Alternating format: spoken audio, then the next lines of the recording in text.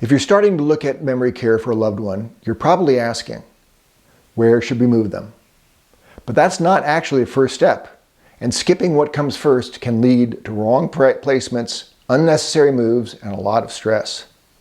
Before you tour a single community, here's what you need to do first. The first thing most families don't realize is this: not all dementia symptoms are actually dementia. There are several medical conditions that can look almost identical, but are completely treatable. Things like urinary tract infections, dehydration, thyroid issues, even something called hydrocephalus, or water on the brain. And here's the key: if one of those is actually the cause, symptoms can be reversed.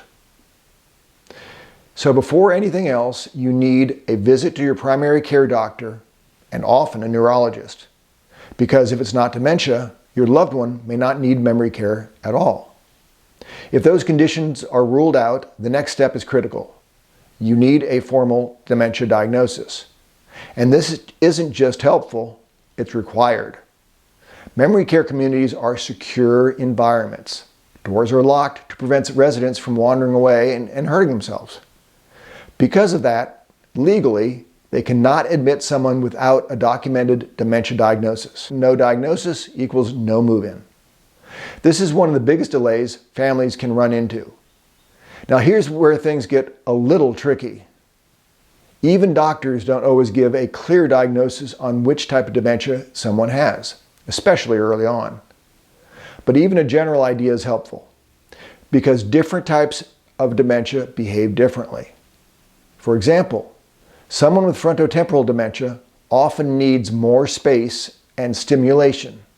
Someone with Lewy body dementia may decline more quickly.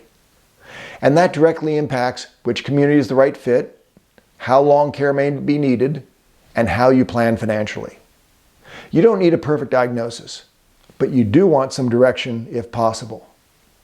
This is where things can go sideways fast.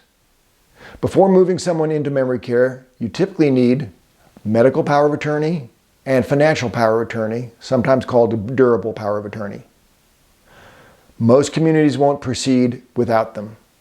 Here's the problem: as dementia progresses, your loved one may no longer be considered mentally capable to sign these documents.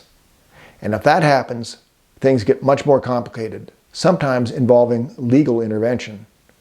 So this is something you want to handle early, not reactively. Memory care is not a short-term decision.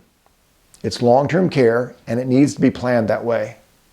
Before you start touring, you should have a general understanding of monthly income, savings and investments, real estate, and other assets.